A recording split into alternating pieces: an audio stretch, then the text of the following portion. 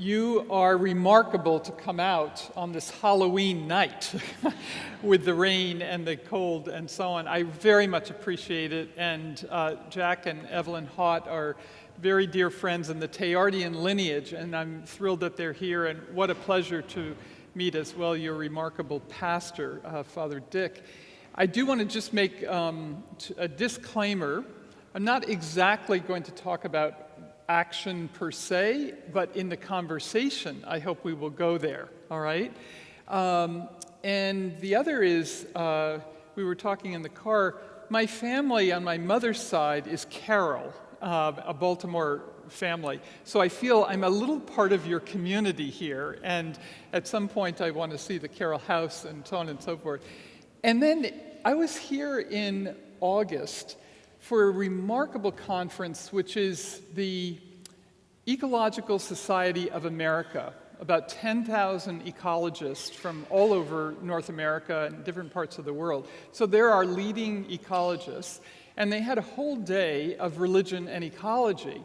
And it was quite remarkable, you know, the infiltration into the scientific community and so on of things that many of us care about and that Jack has been working on for years. And I came out of several days of this, and I was rushing to get to the train and get back home and so on. I was staying over there at the Holiday Inn. And if you ever go by the Holiday Inn, not far from here, there was an African-American older man who was watering the trees. And in my curiosity, I just said to him as I went by, he had a big tank, I said, "Now, there's no chemicals in that water, are there?" And he said, "No, ma'am." He says, "No chemicals. This is just pure water, pure Baltimore water." And then, now I teach at a school of forestry and environmental studies, right? And then he said, "And these trees are my friends." He says, "I talk to them." He says, "Every morning I come out here, I water them, I talk to them." And I was loving it. You know, I'm thinking of what happened here in Baltimore and so on and so. I was like, honestly, practically in tears. I was so touched by this, because we also have an inner, it's called urban ecology and tree planting in New Haven, which, you know, has a lot of issues, as all the cities do in Connecticut and other parts of the country. So I was all fired up, but this is the really touching point. He said, "Now that one, see that one? It looks kind of like it's decaying." And I was worried about it all winter long. But I asked someone who knows about trees, and they said, "Van, don't you worry. It's going to be all right. That tree's going to be all right." And sure enough, it had green leaves and so on. And he said, "Ma'am, that tree I call hope." Isn't that incredible?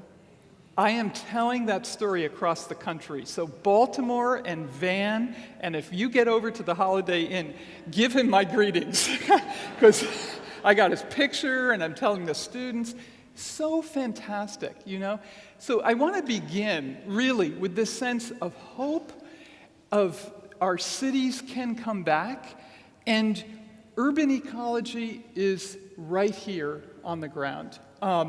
In other words, there's common sense in the human that I think we're in this moment of change, and this encyclical, as we were talking again to the Hotts, it's a historic moment. It's really a historic moment. So I am thrilled that you are doing this lecture series and discussing it. And I just spoke in a parish out on the West Coast, and they're doing it and so on.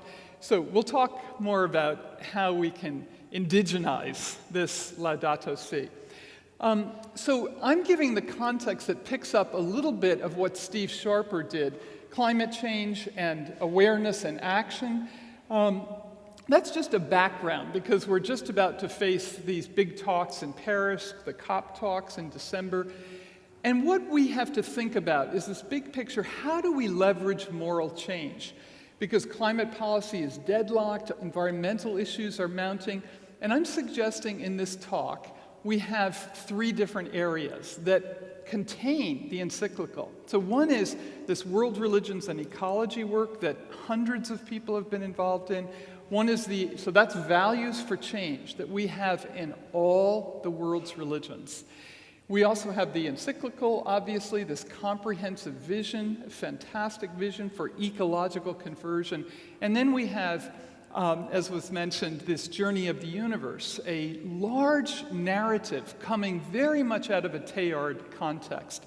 And I'm going to leave with you a copy of the film and conversations that hopefully that will be an action for later. So that is the new story that I'll get to at the end. But I want to back up and say, how did I get into this work? It's kind of odd, this religion and ecology. So I went off to Japan in the early 70s. It was the time I went to Trinity down in Washington. Nancy Pelosi and Kathleen Sebelius were ahead of me. We were very involved in civil rights, the Vietnam War, I think probably many of you here as well. And when Nixon came into office, I had worked for McGovern. I said, I'm leaving the country until Nixon is out of office. And I did, actually. I went to teach at this university in Japan, run by the same nuns as Trinity. So here's Japan in the early 70s. But we also know Japan has its pollution problems. The Fukushima nuclear plant is a disaster, still to this day. Now, I also went to China because my specialty is East Asian religions and culture. So I went to China in the mid-'80s. And here's, China. We don't need too many pictures to illustrate the water, the air, the soil, 1 billion plus people looking for the fruits of modernity. They want a refrigerator, a car, just like you, air conditioning in the brutal summers of Beijing. China and India, over 2 billion people, are changing the face of the planet. And we have to understand that as they look for these fruits of modernity. What are the trade-offs? So my husband, who's a specialist in indigenous traditions, Native American traditions, and so on, we said, we're not scientists and we're not policy people. What can we contribute to long-term change for the environment? And this was, when Thomas Berry was talking about this in the very early 70s and 80s, he already understood what was ahead. So I'm just giving you that background, where did I come from? So we started to say there's problems and there's promise of religion. We know we've got large numbers of people, this moral and institutional power. And in an audience not like this, like last week I was speaking in Sacramento to an audience of technical folks on the front line of energy issues. And they're basically scientists and technicians. They don't quite get how religion works. So I'm trying to bridge, you see, in these different areas. So we have to acknowledge these problems of religion, clearly. But for the last 40 years, we've been trying to establish a field within academia of religion and ecology, as well as a force in the larger society, right?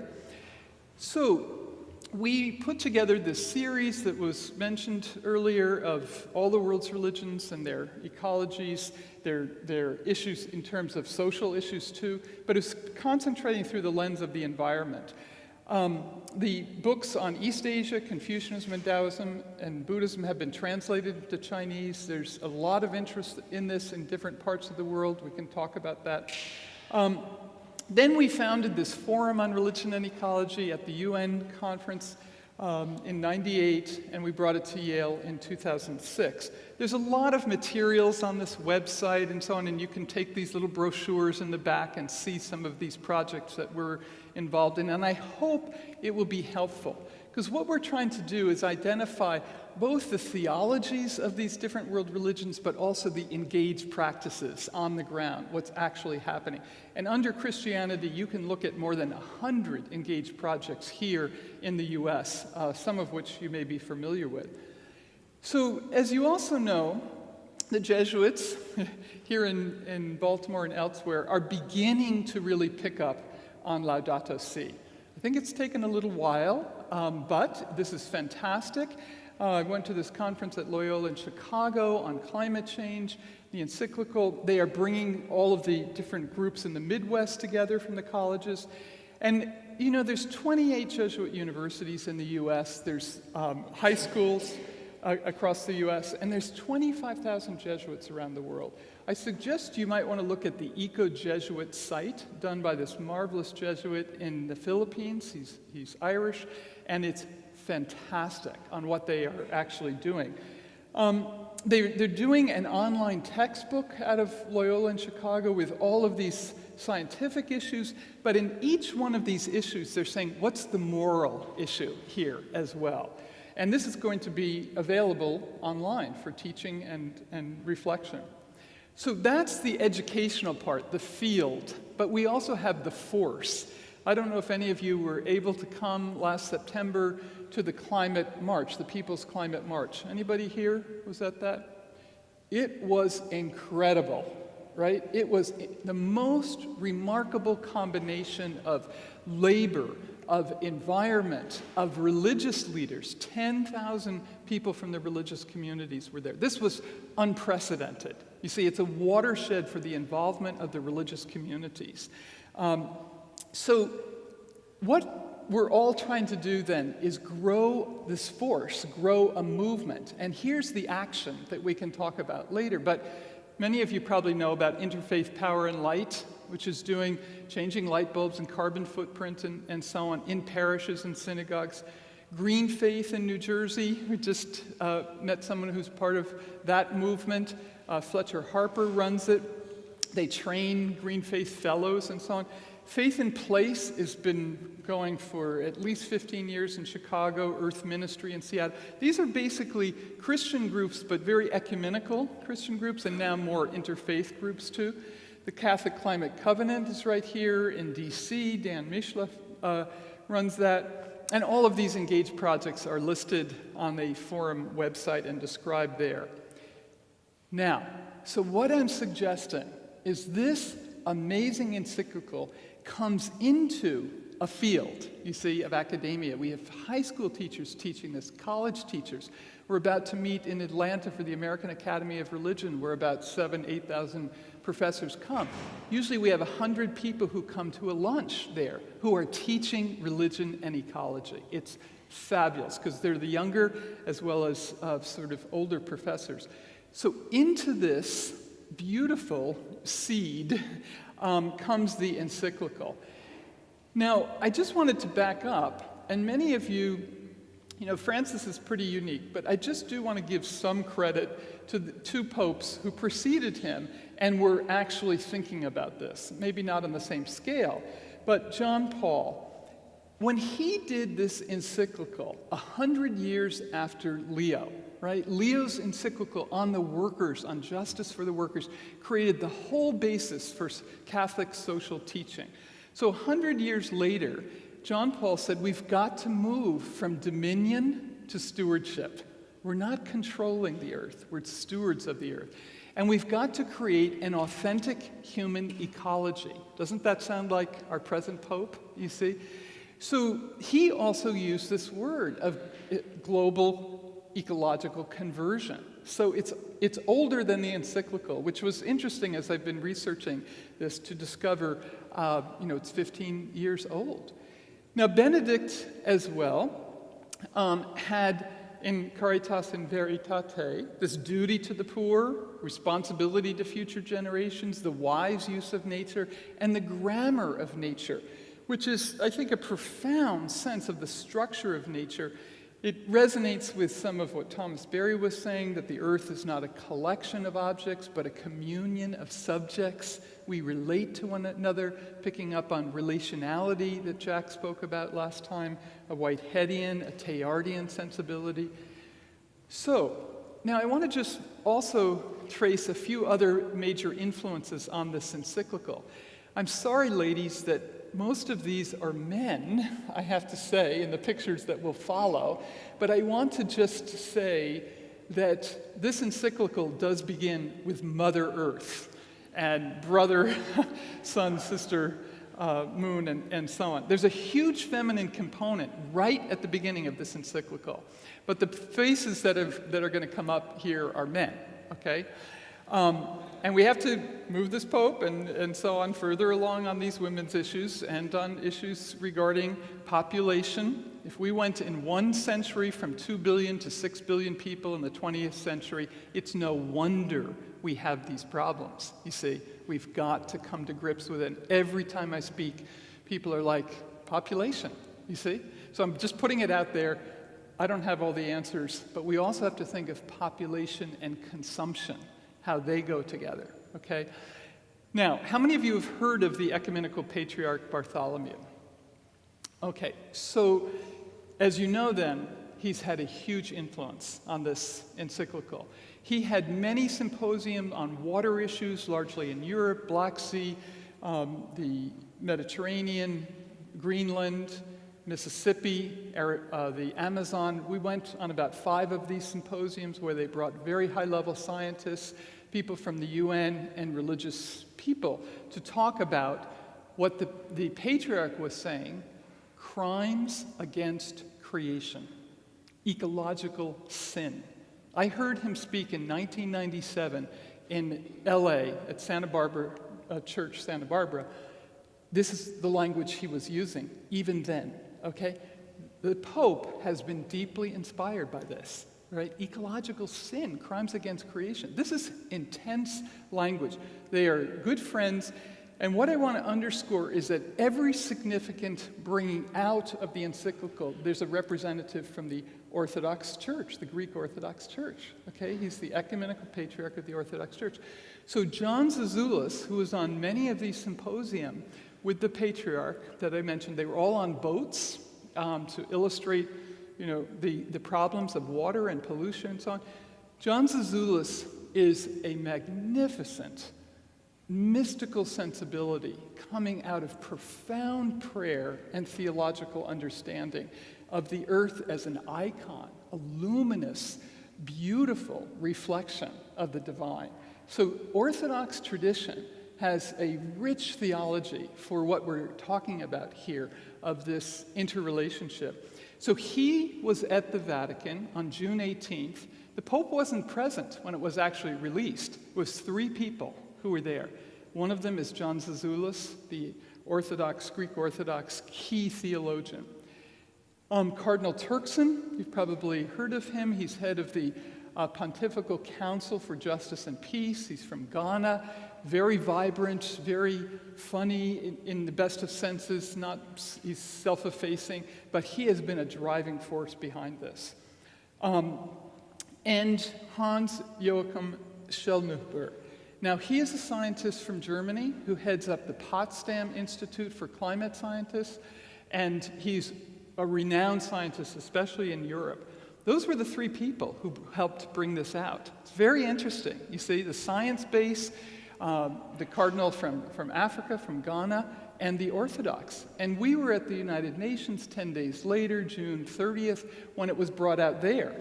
Again, Orthodox theologian Turkson was there, and a scientist.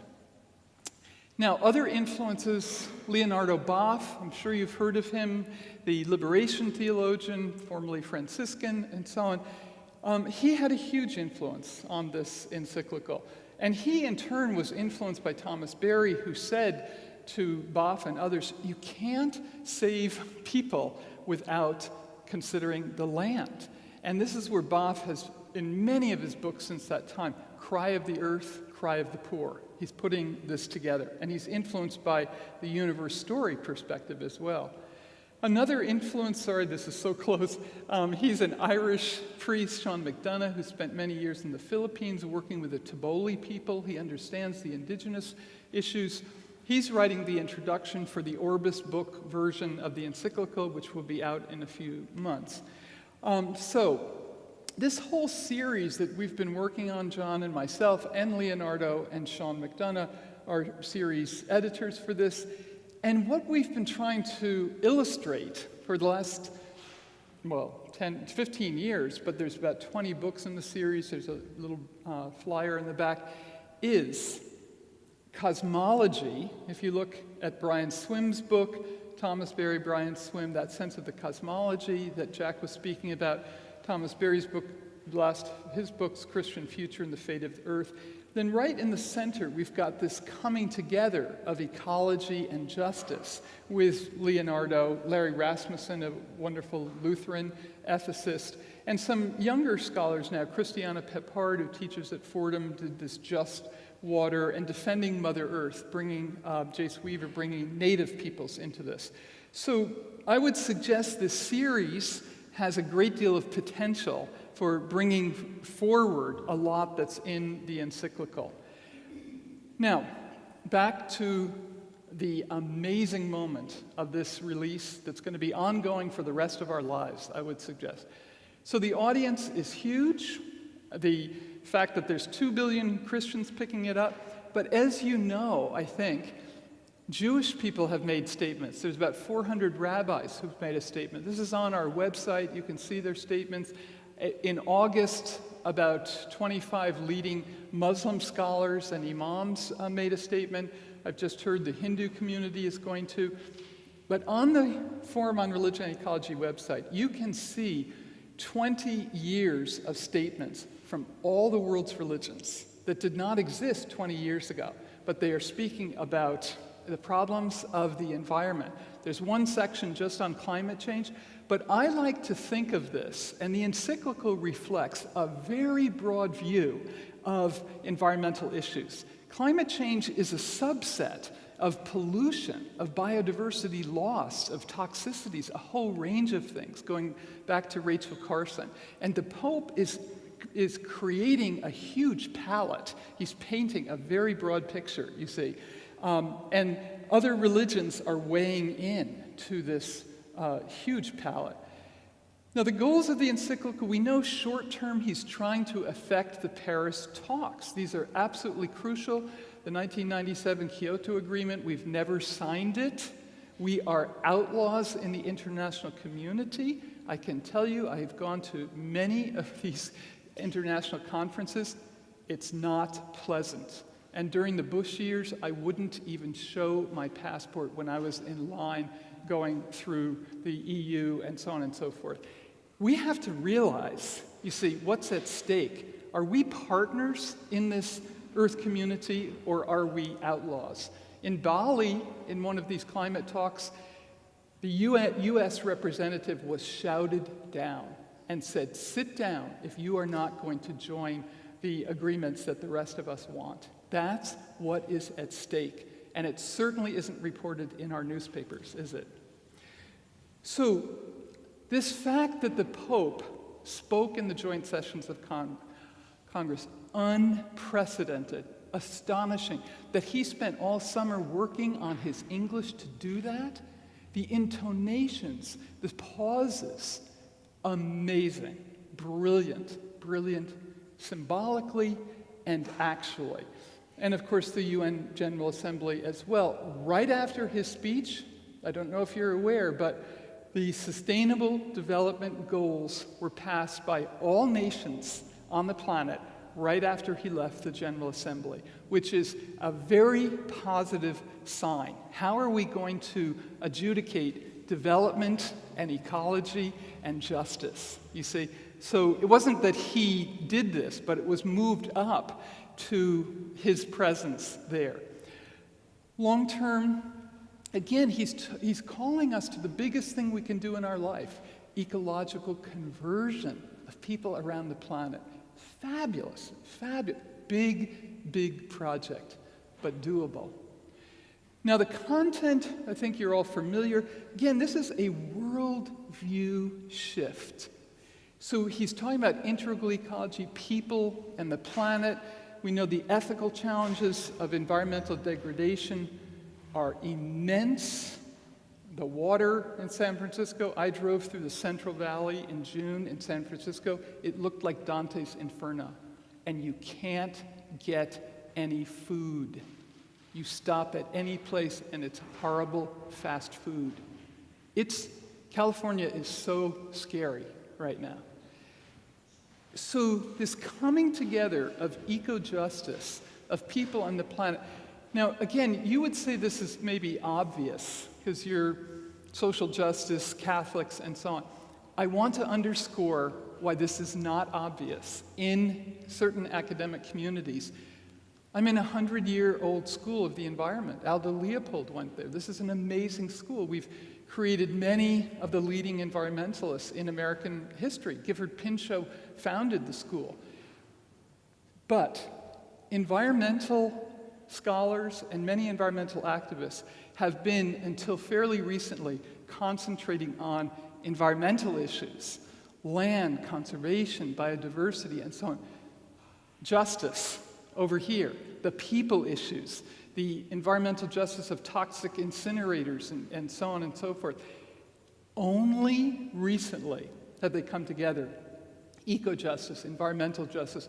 I just heard 2 days ago, yesterday actually, at the forestry school, the head of the Sierra Club, African-American man, Aaron Mayer, unbelievable legacy of toxic issues in Albany. His children have asthma, et cetera, et cetera. Fabulous. The whole audience, of course, is white, but we're beginning to bring this together. You see, these issues. Sierra Club's trying to do it. All the big green organizations are trying to do it. We have to bridge this gap. When I first taught at Bucknell, one of the great social justice professors there said, well, Mary Evelyn, this is like 1989. Mary Evelyn, environment's just about whitewater rafting and, being in the wilderness. I'm like, you see how far we've come? We still have a long way to go, but this is what communities like yours can do. You see, seed this integral ecology. Now, I'm just going to go very quickly through the chapters. You know them, you've probably read most of them, but I want to show you how he set this up. So we've got the problem, right, at the very beginning. Pollution, all the problems that we know of. But he's saying we have to have scientific understanding of this environmental degradation and of poverty. Again, poverty's been kept over here. And I've had conversations with people at the World Bank way earlier. They're like, we have to take care of poverty before we take care of the environment. I'm like, why are people migrating out of the Horn of Africa and the Sudan and so on? Because we have droughts. The Syrian conflict began with a huge drought, and 2 million people were uprooted. Tom Friedman is writing about this, the droughts all through the Middle East. We have to make the connections, you see, making the connections. Now, the second one, though, he takes a step back, and he's like, here's the promise. Jack Hott loves to use that word promise and hope, and this gospel of creation. The mystery of the universe, this harmony of creation in each creature, this interdependence of life and universal communion. So he says the natural environment is a collective good, the patrimony of all humanity. Very inspiring language in this encyclical. So he's pulling us from the sad, bad news towards hope in, again, what Jack did so beautifully last time, beauty, awe. Wonder is what ignites the human, and that is one of our greatest hopes. So he goes then to this analysis. Now, anybody who's studied the analysis of ecological problems, he has gotten every one of them. This economic growth and progress without limits, market capitalism, and the technocratic paradigm. He's saying market capitalism that's unfettered, that's not limited, that's not regulated, okay? He's saying there's excessive human-centeredness, the anthropocentric, and relativism of values. Now here's one that, again, Jack highlighted in his talk. Nature as a dead object to be used by humans, and then devaluing work and workers. Now, let me just highlight that one, nature as a dead object. Why do we factory farm meat?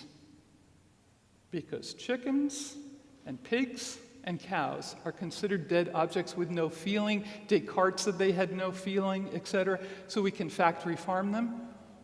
When you all grew up, there wasn't factory farming of animals. You see, nature is dead. These objects don't have feeling. We can rip off mountaintops in Appalachia, the oldest mountains on the North American continent, and we rip them off for the coal, okay? It goes into the streams, it destroys the ecosystems.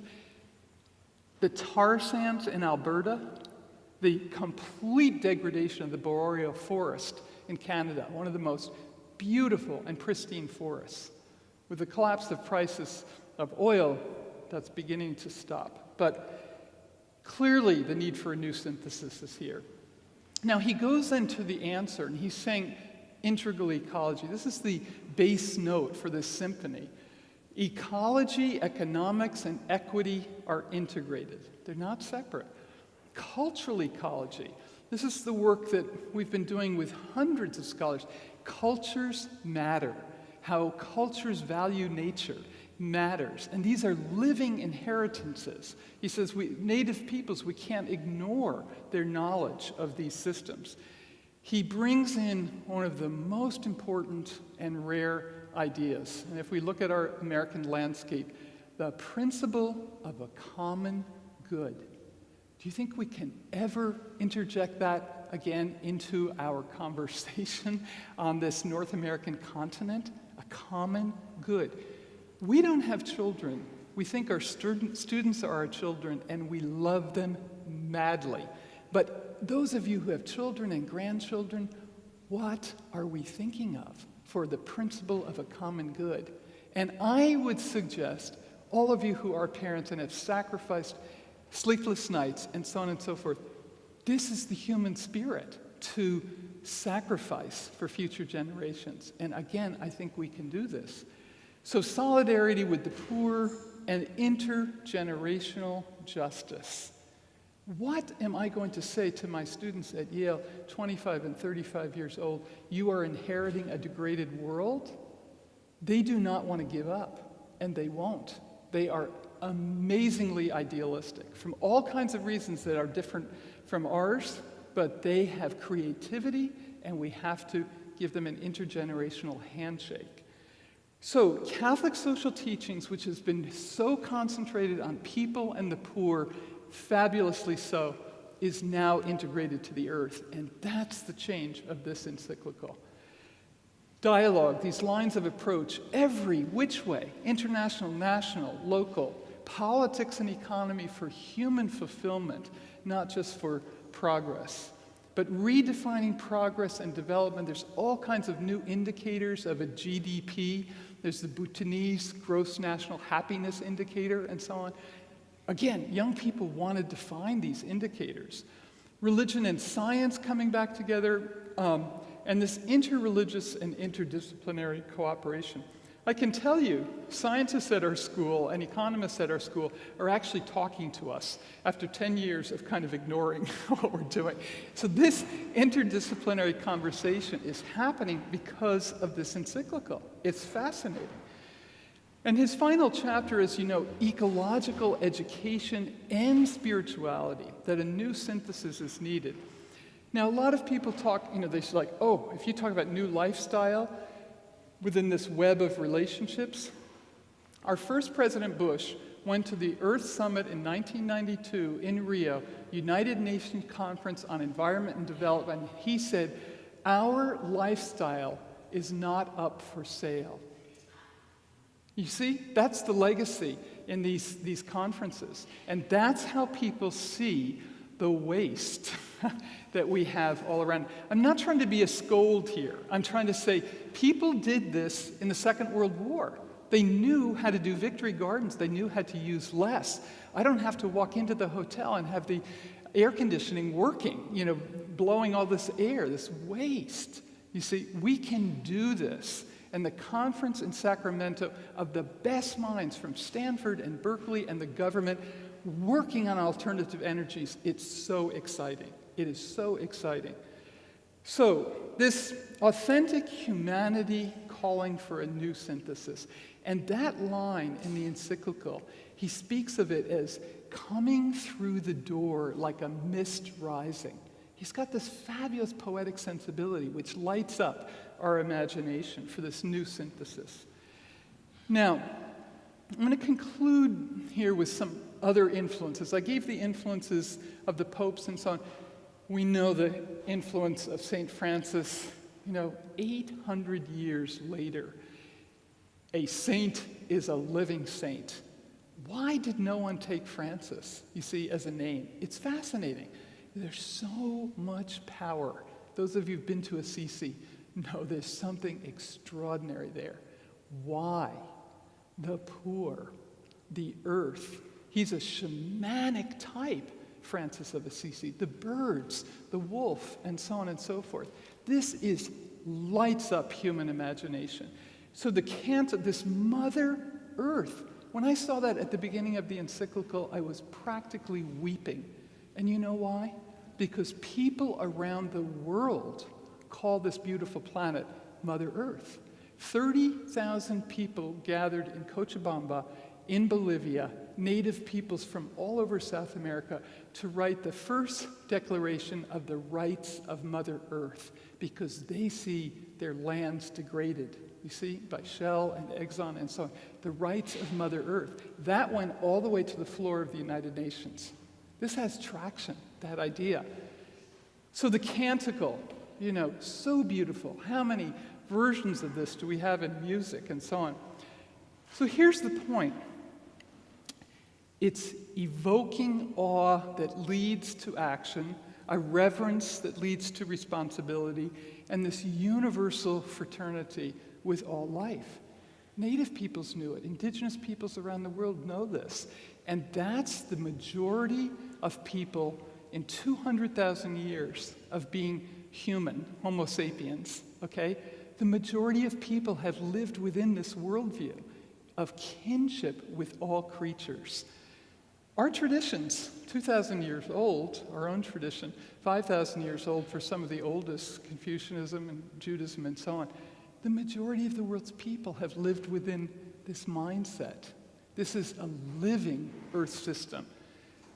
Now, the influence of Teilhard, that again Jack, I think, referred to last time, I'll just read this, but from panoramic vistas to the tiniest living form, nature is a constant source of awe and wonder. It is also a continuing revelation of the divine. It says it all, doesn't it? This lights us up, the sense of a contemplation of creation. And I can tell you, this was so striking to us. We just finished a 6-week course. We're doing these online courses with the Yale students, but we also meet in the classroom. 6 weeks on Thomas Berry. It's the first course ever just on Thomas Berry. And now we're starting Journey of the Universe. We just started it yesterday. At the end of the course on Thomas Berry, who has this sensibility, and I'm coming to him next, students in the class were weeping because they said, I can't believe I'm meeting someone with a vision like this. You see, they're watching his grainy older tapes, and they're lit up by this sense of contemplation of creation. He was a monk. He spent so many years in contemplation, Thomas Berry. So the influence of Berry, what kind of world do we want to leave those who are coming after us, to children who are growing up? Leaving an inhabitable planet to future generations is first and foremost up to us. The issue is one which dramatically affects us, for it has to do with the ultimate meaning of our earthly sojourn. Why are we here? Again, as Jack keeps pointing out over and over again, our deepest spirituality is incarnational. It's sacramental. We can't have a Eucharist without bread, water, wine. Thomas Berry used to say we can't have a baptism when we baptize with polluted water. You see, we have to bring these elemental, sacramental, incarnational riches of the tradition back into focus here. Now, Berry then had this notion, after studying all the world's religions that had this amazing research center at Riverdale, but he said we have to integrate science and humanities, or science and religion. We have to tell a scientific story with a sense of awe and wonder. And he called this a functional cosmology, that it activates human energy for ecological and social change. In other words, this isn't just a beautiful story, and we tried to make it beautiful in Journey of the Universe and so on, but it is something that changes all of us. When we know we come from a 13.8 billion year universe process, that the food you ate this evening came out of such deep time, that this Earth system is 4.6 billion years old, that it took 1 billion years for the first cell to emerge, another 2 billion years for multicellular life to emerge. Imagine the explosion of life in this geological period, the Cenozoic, the dinosaurs were the beginning of that period. 65 million years we've seen this explosion of life, of beauty, of flowers, of trees, of migrating animals, birds, salmon, fish, turtles, just 65 million years. And we are at the end of the Cenozoic period because we are in an extinction period, which again, most people don't realize. How can we not bring forth the depths of our wonder and awe and beauty, and to the extent we understand it ecologically or scientifically? But this is what religious communities have to offer. It's unique, it's indispensable, it's absolutely crucial, because as Jack has said many times, why would we want to wake up in a universe that's meaningless, that's random, that's purposeless? You see, this is the essence of people living with faith and hope and promise. That is a very different worldview than modern worldviews, which is completely purposeless universe. That's scientism, okay? So, as a counterpoint to scientism, and in the tradition of Teilhard, this was the first telling of a universe story. Again, there's resonances with all of this in the Encyclical. Teilhard is in a footnote, as you probably know. Then when we did this journey of the universe, this is a 30-year project from the first time Thomas Berry said we need a new story in 78. We spent 10 years working on this book and this film, which, as I say, I'm going to leave a copy for you. I hope you'll have a chance to enjoy it. But to make it not just a beautiful story, we also did these conversations where I interviewed scientists telling their part of the story, from the great flaring forth and emergence of galaxies and stars and so on, to geology of our planet.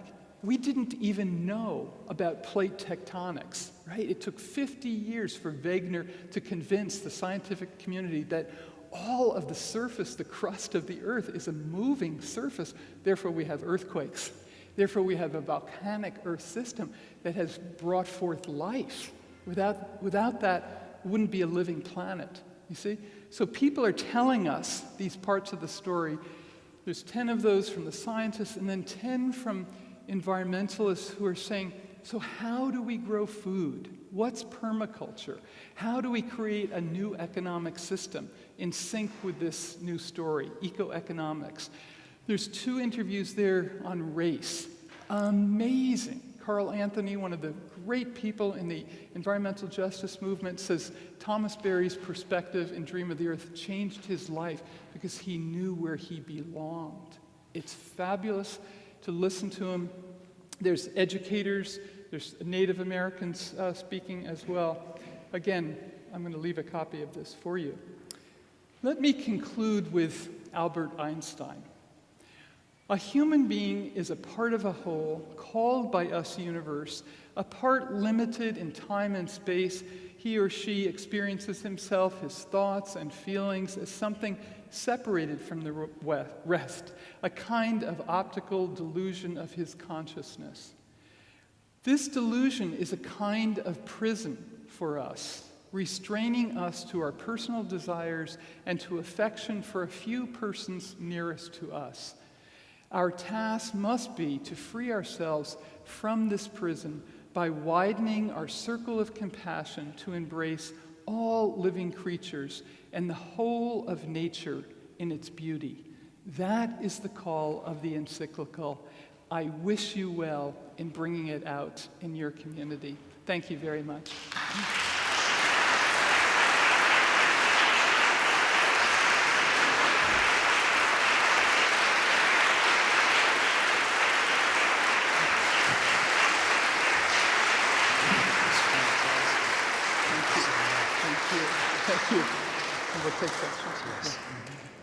Thank you so much, Dr. Tucker. This is our question and discussion period.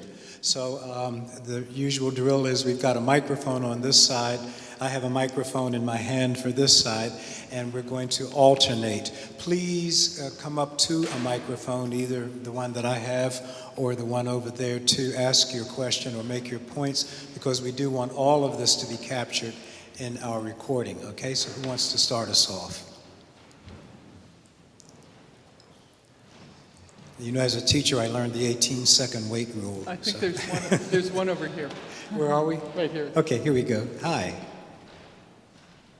Thank you. This is a wonderful talk. I have a question about something I read in the Encyclical. I made a note so I can be coherent.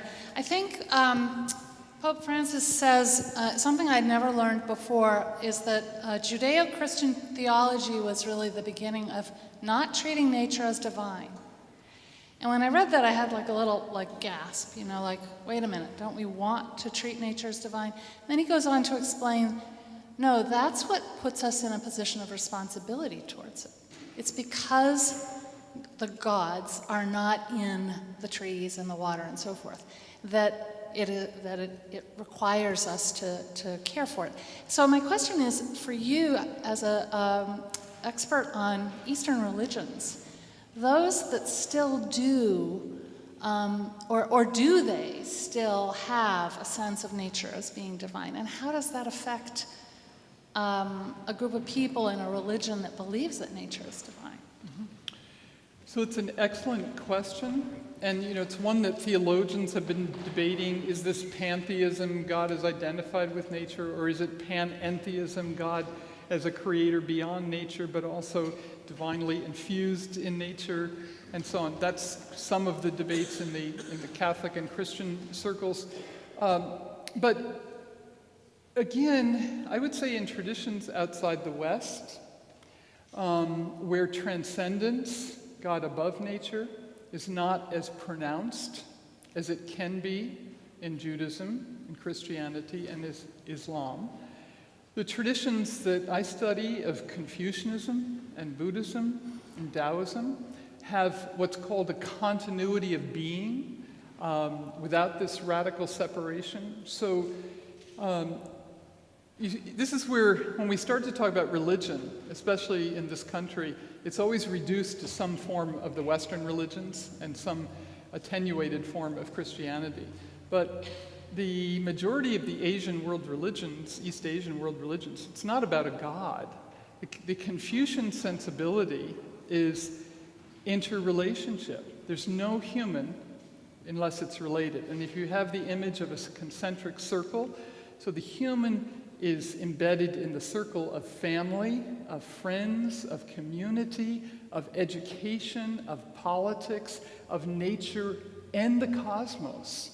So instead of an anthropocentric worldview, this is what's called an anthropocosmic worldview, that we are part of a dynamic, fecund, changing ecosystems and cosmology. So, I could go on and talk about interdependence in Buddhism. This is one of the most profound, apart from someone like Whitehead.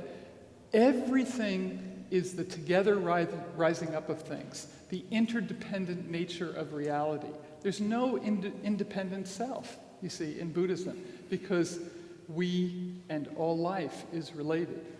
So these are very different worldviews. And that's why we're trying to identify them to help us create something that's a multicultural, planetary civilization, respecting all of these differences. And as someone is coming forward over there, I do want to remind you that Dr. Tucker did bring some materials with her. They'll also be on the table in the back, so be sure to stop there and pick up some. After listening to all the talks in this series, my questions are not really, After listening to all the talks in the series, my questions are not directed to you, Doctor. My questions are directed to the congregation of St. Vincent's on a more personal level. Is this not our opportunity to reach out and connect to the poor and the homeless that are right in our backyard? And isn't it possible for us to work together to create an environment out there of peaceful beauty, a place of community where we can all together gather to share our spirit of Christ. It's just food for thought. Thank you. Thank you very much. There was information on the news the past couple days about the moon of Saturn that, you know, where they have found water spewing out from one of the poles, and that suggests strongly that there may be life on that planet. And I was just wondering what, if you could just conjecture on what you think the discovery of life in another part of the universe would mean to everything that we're talking about here. Well, you know, it's an interesting question, and I thank you for it. But to some degree, for me, let's just say, it's very conjectural. Many scientists, and John Hart at Boston University has written a book on this subject of, you know, life in the cosmos. He's a theologian. You can take a look at that. And does this affect our theology and so on? I'm less concerned about that. I'm less concerned about a multi-verse, multi-universe kind of idea. I am concerned with what's right before us. And so, but I would say that the whole thing is a living universe, you see? And that is because all the elements of life come out of the explosion of a supernova. When Carl Sagan said years ago, we are stardust, you see, and when we say in Journey of the Universe, the stars are our ancestors, there'd be no carbon-based life without it exploding from a supernova. So in that sense, we are connected very hugely to life. And that is changing our consciousness. Our grandparents had no idea about this kind of thing. I said to my students yesterday in the Journey of the Universe class, in the 19th century, until 1859, Origin of Species, people had no idea of cosmogenesis, that things are changing. So these ideas they're new for humans. I think they can light us up in very exciting ways. They can inspire our work, as I've suggested, and so on. But we need theologians, you know, like Jack Hod, who spent his whole career on religion and science and so on. Yes. So it's exciting to hear how enthusiastic and how idealistic and how much energy your students have for all of this in your class. I also noticed that young people are a huge part of Bernie Sanders' campaign. So I'm wondering, and he's been speaking a lot about climate change. Is this a moment the next year that this could kind of bring to the American consciousness this political movement for eco-justice? Yeah, I think Bernie Sanders is tapping into this tremendous sense of justice, of the inequities that are planetary, actually. You know, if you go to Dubai or these little emirates in the Middle East, you cannot believe the consumption. And people come from Europe and all elsewhere and, you know, consume luxury products, and they live in these unbelievable hotels, and they're playing golf in desert areas that have less than 7 inches a year, and the Palm Islands and so on. So luxury, the New York Times Magazine section, you know, 2 weeks ago, just last week, one whole section was just on luxury watches. The whole thing. It's unbelievable. So Bernie is tapping into justice and this tremendous sense. How did this happen that 158 people or families are controlling the political landscape? And I don't want to make this a political discussion, you know, exactly. I'd really love to keep it on how are we going to change. But I think Bernie's tapping into something very deep, and he certainly gets the environmental issues as well. So, but I feel no matter what happens in these elections, we have to create the groundswell and the soil and the field and the seeds for long-term change. You see, that's what I would suggest. Thank you. Hi there. So the myth of progress and the myth of more has been translated into consumerism in the US, China, India, the rest of the world. So how do you sell young people, even old people, on progress is less rather than progress is more? Mm-hmm. Well, I was very involved in the Earth Charter, which was a global document that came out of the Earth Summit in '92, and Gorbachev and Maurice Strong, who chaired that conference and chaired the 1972 Stockholm Conference, said we need a global ethics to guide us in these kinds of issues of environment and development and progress and so on.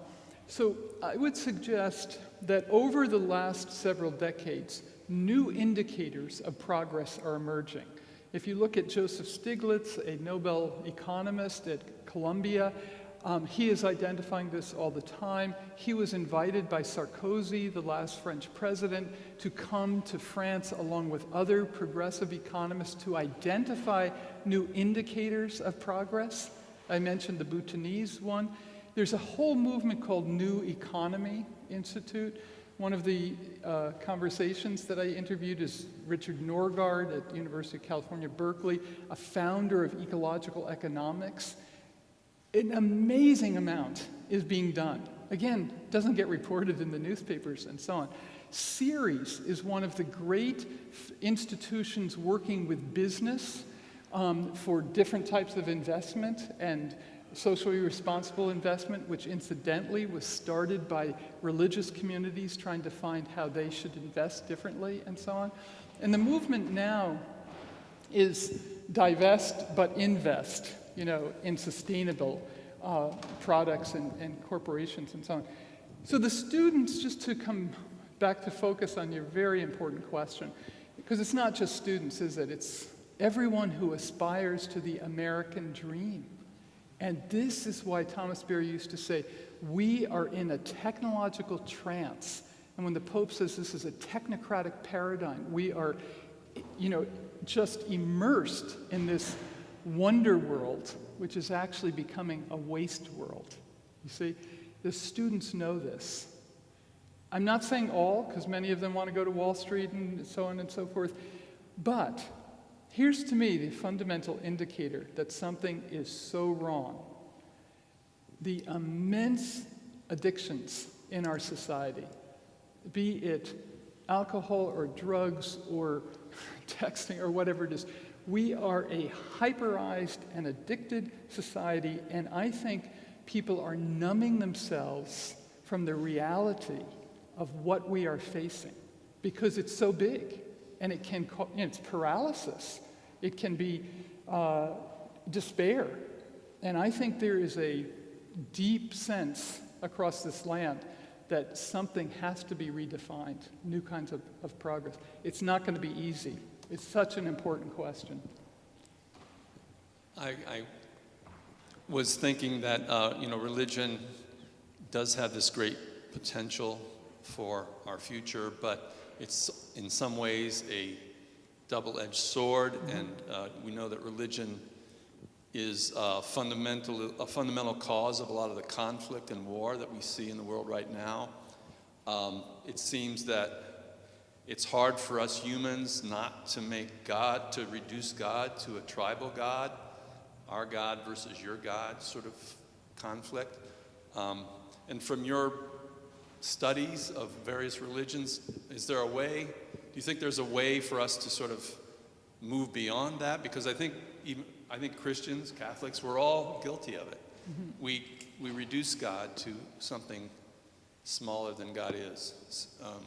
Could you comment on that? Yeah, that's a great question. And so it's why we're trying, on the one hand, with this forum on religion and ecology, to tease out common principles regarding nature and justice, that we can create this environmental ethics and say it's about being more, not having more kind of thing. That's in the Earth Charter. But on the other hand, this journey of the universe you can or cannot be religious, you see, and it appeals to the nuns, namely no religion category. The fact that it went on PBS to us was astonishing, considering the evolution debates that people like Jack have been, involved in. So I do think that there's this search for something trans-religious, but that is, creating awe and wonder and belonging. So the spectrum is large in modernity between the vast majority of people who are part of traditional religions around the world and those who are seeking a more integrated spiritual vision, and so on. And this is not to blame the Western religions, but we spent many, many years studying with Thomas Berry. I had 2 masters before I went to Columbia, and I was there for almost 8 years studying these religions. It was a very intense program. And so it's my view that the religions which claim exclusive truth, which by and large are the traditions of the West, that's a problem, you see. Again, I'm not saying this is bad, this is good. I'm trying to complexify this a little bit. But the traditions of East Asia are syncretic, deeply syncretic. So in Japan, where I lived for 3 years, you are, as a young child, your confirmation type of thing will be coming of age at a Shinto shrine. Your wedding could be Christian, it could be Shinto, but you were always married, your death ceremony, your funeral is always at a Buddhist temple. See, there's no problem about this. And syncretism with Christianity, of course, around the world is pretty intense in Africa and Latin America and so on and so forth. So we have to remember, and if you know Celtic Christianity, lots of syncretism of indigenous traditions and these so-called higher religions. Exclusive claims to truth are problematic. But I would also say we are living in this time when we are bumping up against people as never before. When I was in Japan for 2 years in 73, 74, I only talked to my family once when my brother got married, because it was so expensive, to call or something like that. Now we're talking all over the world. We're bumping up against different cultures, different belief systems, and so on, that in the end, my studies of East Asia came out of the Second World War. We had almost nothing on Asia in the universities until that. All my professors learned their languages in the Army and Navy Language School, etc. I'm not saying good things come out of war, but right now the Islamic world is being studied. It's finally part of academia and so on and so forth. So let me just, wind up this really important question by saying fundamentalisms in the face of modernity, in the face of the challenges that it's not just fundamentalisms in this country of evangelicals and so on who want a Christianity that is certain, that is clear, that is all the answers are right here, okay? These kinds of fundamentalisms, they're in Israel, they are in the Hindu Prime Minister, Modi, who's a big devotee of technology and just went to Silicon Valley. He is profoundly, the BJP party in India, is profoundly fundamentalist. So I'm saying fundamentalism is this resistance to modernity, that we've got to find a more inclusive modernity that brings people into a larger conversation. This will be the last question. Just recently, I heard of the National Geographic being bought out by a for-profit group that has got nothing at all to do with ecology and all of what we've been talking about right now. How is stuff like that happening, and what can we do about it? Well, our media is ruled by tycoons of industry, clearly. And it's so ironic because National Geographic actually went in a direction with a big commitment to the environment about 2008 or so. And so I've heard this news as well. I haven't studied it in any great length, but you're putting your finger on a very, very important reality. Now, my solution is not everyone's solution, but we don't have TV.